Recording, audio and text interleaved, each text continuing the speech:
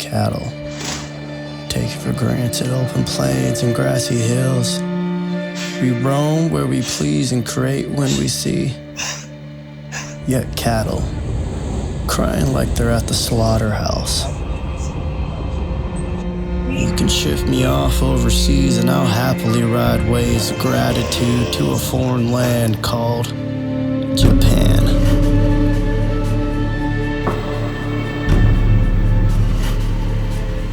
What makes the iPhone such a powerful filmmaking tool? I think it's the mix of versatility that matches with the quality. This whole setup could be used as a gimbal, as a super inconspicuous, compact handheld rig, a telephoto lens. Like there's just so many different things. And on top of it, just being a freaking iPhone, it can now be an anamorphic cinematic setup. I know I'm saying that cringe word, cinematic. So Freewell randomly sent this out to me and I ended up loving it so much that I asked them to sponsor this video so I can actually take the time to, you know, share it and show why I'm so excited about it and how I am utilizing it. All right, you guys know I love my anamorphic lenses. Well, I've already been using the iPhone 15 Pro Max a lot for video and production type stuff, like literally like full on using it on commercial campaigns and BTS and long form content. As I started to use it more and more and more, I kind of was like, I really wish I could mix in anamorphic stuff. As you guys know, I shoot a lot of anamorphic content. Well, Freewell randomly sent me out their anamorphic lens for it and the whole grip and case setup, and it instantly changed the way I use and look at the iPhone. One of the most biggest important things about this new iPhone 15, and well, I guess it's not that new, but is how Apple introduced. What's crazy is it's doing, again, all this smart AI computing to make the image look amazing, but then they're stripping away all of their color processing and giving us a log deliverable with all of that smart computing over everything. And it's pretty wild when they first, launched it. I was like, it's probably not gonna look that great. But shockingly, it's kind of holding up to what professional cinema cameras are offering us. That's when I was like, oh, I might be able to actually use this. So again, once I started throwing the anamorphics, all of a sudden my creative brain and my technical brain kind of met up together. Again, I use the Blackmagic app because in the regular camera app, you're stuck at ProRes HQ, I think it is, and it eats up space like crazy. When the Blackmagic app, I'm able to use H.265 compression. It's not as sharp and clear, but for me, again, I care more about getting the shot rather than just the image quality. Guys, what's cool about this is multiple lenses in one lens, because in the Blackmagic app, we can utilize the 24mm, 48mm, 128mm. So it's super cool. I can easily just slap that off, put it right back on there. Now I'm 120mm. All right, guys, so Freewell actually has a few options for us. Currently, I'm using the Blue Flare 1.33x anamorphic.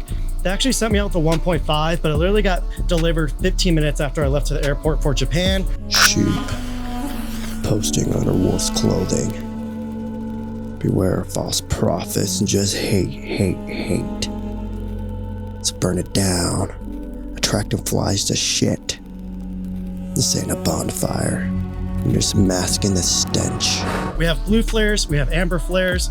I think if you're anybody that likes a little bit of a cleaner look, you're gonna want the 1.33x. Personally, I love anamorphics because it dirties up the image and adds a little bit more character. I'm really excited to shout out the 1.5x. Obviously, it's gonna de-stretch it a little bit more, but at the same time, we're gonna get even more funky edges, more funky character. Sharpness is probably gonna be lowered a little bit. Personally, for me, the iPhone looks a little bit too sharp. So I just wanna show you guys how I've been using this. So right off the bat, I actually went and set my action button. So I'm gonna just hold that down and open straight to the Blackmagic app. You see I'm on the 24mm lens. I go to the 48 and it's basically zooming into the 24mm lens. If I do the 120, switch the anamorphic lens from there. My shutter's locked off at 180. My white balance is locked off to 5200. So with the lens, I highly suggest that you get the ND filters. Guys, real quick on the filters. This is pretty important to get. Sadly, there's no vegan D available for this. Freewell, please make us a vegan D. All hard NDs, but there's some extras in here. You see, we have a UV filter for protection. We have a mist filter. You guys know I hate mist filter, so I won't be using that.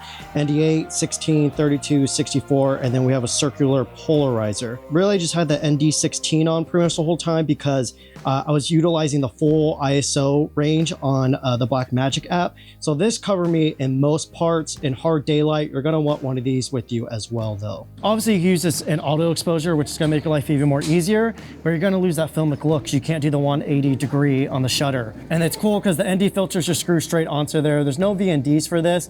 They're hard NDs though, so you're gonna get top image quality out of there. Now let's get into the grip real quick. This is connected via Bluetooth. So you see, if I just click the on button here, we're now rolling. So I don't even have to release my hand from this. I can do it all from here. Now this grip, it's not just a grip. It unfolds like this. The trigger button actually goes right there. And then from there, it telescopes. On the bottom of the cage, there's actually an Arca Swiss attachment. So when I was like working out in the hotel room, I was actually able just to put this on the tripod like a regular camera. So literally this setup here, this is all you need. All right, guys, I'm back home from Japan. I forgot one super important thing about the Blackmagic app. Let me just flip this around right here. So obviously we have the 1.33x anamorphic. I'm gonna go to settings. I'm gonna scroll down, anamorphic D-squeeze, 1.33, 1.5. Again, we have the 1.33 on, so now we're getting the proper D-squeeze image. This is why the Blackmagic app is so important. It's how I plan to use this when I'm mixing in iPhone anamorphic shots with my actual like cinema camera anamorphic videos, is stuff like this. Currently, I'm doing a time lapse of the sunset.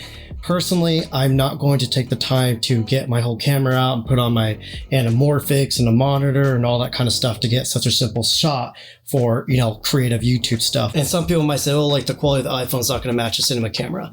In my opinion, I think it's a little more important to worry about getting the shot rather than not getting the shot, because, you know, we worry about quality or taking time to set up things, or if you're like me and you're just lazy. And honestly, I don't think normal people watching are really able to tell the difference, because usually their brain's more activated by watching the story rather than watching the quality if it matches up perfectly. Let's go over the stabilization. You can basically use this thing as a gimbal. You know, people used to sell all these like iPhone gimbals. You really don't need it anymore because the IBIS in there. I think the iPhone either has optical stabilization or either the sensor stabilized, I'm not sure. But on top of that, you know, the iPhone's doing all this AI intelligent processing in the background. So I think a lot of people, when they hear stabilization, they think it's just going to take off the shakes. That's not all that this is doing. Again, you can actually treat it like a gimbal. And I think a lot of people treat a gimbal in the same way. They think, oh, I'm just going to hold a gimbal here and it stabilizes my footage. And it's like, you're losing the purpose of the gimbal. You don't need a gimbal to freaking hold your camera there. Purpose and motivation behind your gimbal movements. And once you start applying filmmaking techniques to even just your iPhone, you can start cheating it. And, you know, some people will start getting a little bit tricked thinking it's a bigger cinema camera. So some of the moves I like to do is reveals. So you can do a reveal coming from the ground up, from the sky up. You can go and you can add some compression, and you can do a reveal behind layers. You want to add some depth, and you could go and you're like revealing the subject or the background. So when I use the iPhone in that way, again, I'm treating it as if I actually had a cinema camera on a gimbal. I'm actually using my own LUTs to monitor on here. Something unique though. So I released my Roadrunner film emulation LUTs for Apple Log. Within the Blackmagic app here, I'm able to import LUTs, and I actually made a -1 LUT. What does that mean? So on Apple Log, just like most logs, you want to overexpose by a stop or two, even though Armando's hiding. Armando swears that you shouldn't overexpose, but Evan and I agree you should overexpose, at least by a stop, when you can without peaking highlights. Anyways, I have -1 LUTs on here, so when you are overexposing Apple Log, the -1 LUT makes it look a little bit more darker, how you're gonna pull it down in post. Ooh, by the way, this video is being overexposed right now. So you guys can see we're in the regular Apple Log to 709. You see our histogram here. It's a little bit to the right a little bit, so all the shadows underneath here, all the shadows in those trees, we're gonna be able to save those in post, but it looks too bright. The highlights look like they're blown out, so I'm gonna go to my LUT here. I'm gonna go to the -1 nest, go back to here, and you can see it brings it down and it makes it look like it's gonna look like in post. You see though, I also have a regular exposed one, so just the regular nest, and you see this one's gonna be brighter. And once again, it looks overexposed. So you can film like this, but again, I personally like running on all of my cameras -LUTs. Okay guys, so I just wanted to pop in here really quick because I was telling Cam how incredible the iPhone is as a tool to get these incredible BTS shots, but also match footage, which is wild because we have so many options now. Like I'm filming with the Osmo Pocket 3 and I use this camera a lot even in Japan. So I know Freewell makes adapters to get macro style shots, also wide angle, and of course anamorphic. So if you guys are interested in watching like my take on the Osmo Pocket 3, I'm sure Cam will leave a link down below in the description. I try my best to share how I utilize the iPhone when it comes to you know, any type of filmmaking stuff or just documenting or just having fun with it. I forgot one of the biggest things though that is like makes this a super like utilitarian type filmmaking tool. I'll take out my phone, I open up the regular camera, and I show the DP or the creative director, whoever I need to like speak to, like what the shot is and the ideas I have, so we can start, you know, going in on that shot together. While we were in Japan, a handful of us went and shot a mini doc, the new Lumix S9. はい、山崎和弘と申します。ここは京都市の右京区。It's gonna be a mini doc on how they dye the fabrics for the kimonos. It'll be out soon, stay tuned. But while I was editing the BTS for that video, there's multiple times where I can hear me communicating with Connor, who was camera operating. So guys, something that I kind of figured out about this that I wasn't expecting is I'm directing this whole shindig, everyone's helping shoot. We're all kind of all hands in, but Connor's kind of manning our camera here. And I find that I'm over here as they're working, I'm creating other shots. I'm able to direct them to, you know, come get this next shot. So while they're doing something, again, I have 3 different lenses in this that I can utilize, and it's almost like a director's viewfinder. It's pretty crazy. Because we're shooting on the new Blazar Kato 2X anamorphics on the S9. I was able to show him anamorphic shots that I was getting on this and saying like, oh, what if we do this? Oh, can we get this shot? Oh, maybe we should do this instead. Oh, maybe we should change the lighting or change positions on here. There are apps where you can input the lens or the camera and all that, but I find them to be a little bit finicky sometimes, to where I might just want to run this. Anyways, that's it for this. Shout out again to Freewell for sponsoring this. They didn't have to. I was just really excited to talk about this and to share how, you know, I plan on using this more and more and more. So that's it for this. Hope you enjoyed. Peace.